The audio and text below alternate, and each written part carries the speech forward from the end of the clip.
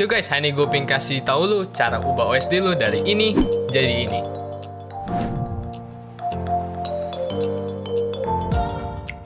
Kalau kalian belum tonton video gue tentang cara tampilin OSD, gue sarankan kalian tonton dulu, karena di video itu kalian akan diberitahu cara setup OSD-nya untuk pertama kali, dan cara untuk memilih graf apa saja yang mau dimunculkan. Oke, setelah kalian tonton dan sudah siap OSD-nya, sekarang kita ke langkah customizing-nya.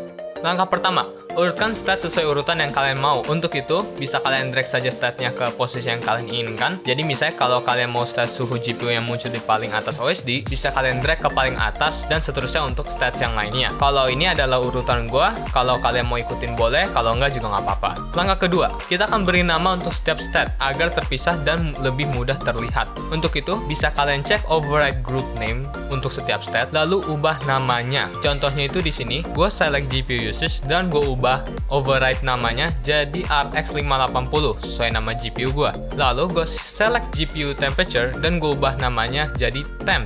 Dan kalau kalian lihat yang tadinya stat usage dan suhu itu satu baris, sekarang jadi terpisah di kolom sendirinya. Lakukan hal tersebut ke stat lainnya, tapi kalau kalian malas kayak gue, boleh kalian ikutin cara penamaan gue.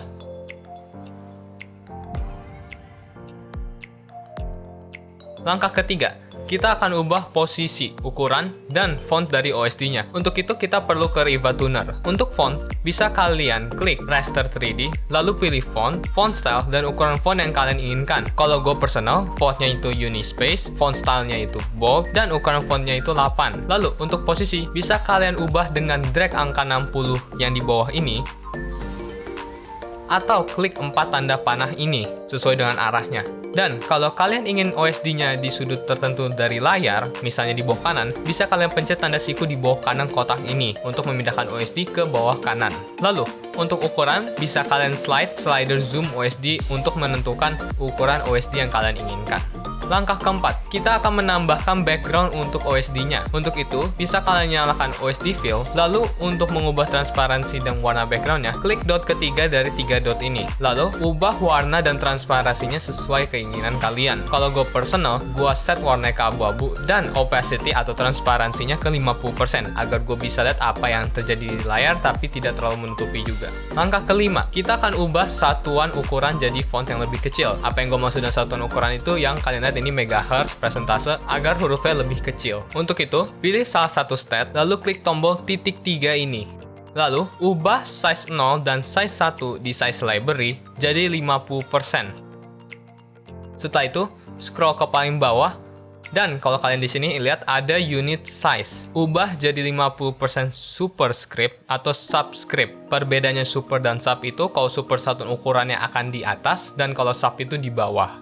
Langkah ke-6, kita akan ubah warna masing-masing grup. Untuk itu, pilih salah satu stat, lalu klik tombol titik 3 ini. Lalu kalau kalian lihat, ada 5 grup warna. Color 0 itu untuk grup GPU, color 1 itu untuk grup CPU dan RAM, color 2 itu untuk grup frame rate, color 4 untuk warna angka frame rate, dan sistem color 0 itu untuk warna angka grup GPU, CPU, dan RAM. Untuk ubah warnanya, bisa kalian double klik dan warnanya bisa kalian pilih sendiri.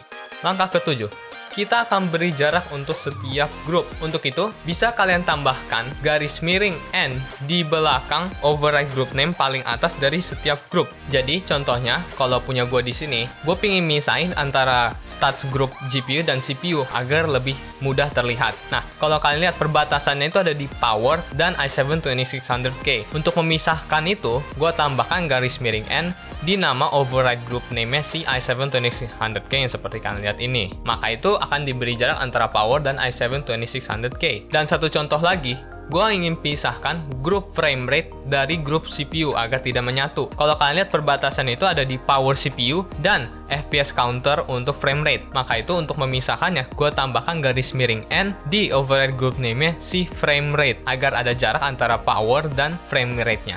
Lalu, langkah terakhir, kita akan menambahkan grafik untuk frame time. Untuk itu, pilih stat frame time, lalu ubah show OSD-nya jadi text and graph. Untuk ubah ukurannya, bisa kalian pencet tombol titik 3 ini, lalu scroll ke paling bawah, ubah label jadi angka 0,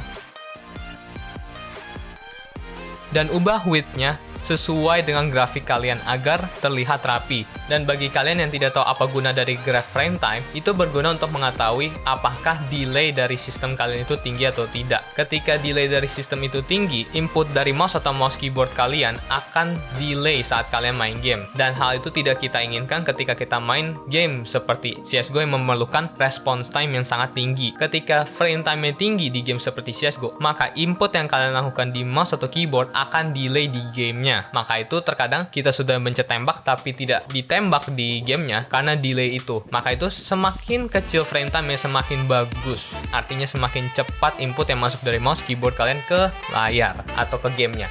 And that's it untuk cara customize OSD kalian biar lebih cakep. Jangan lupa subscribe, like, dan share video ini untuk part 2 dari customize OSD. Sekian dari gua, and I'll see you in another video.